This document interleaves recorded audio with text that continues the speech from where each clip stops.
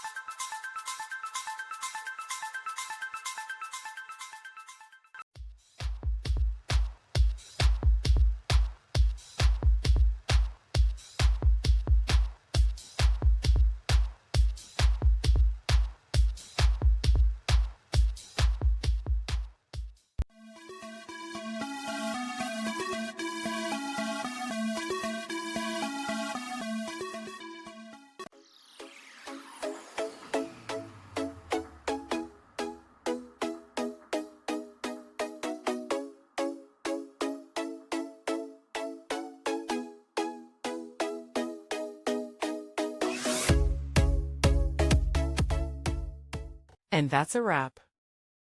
I hope you found the answer you were looking for.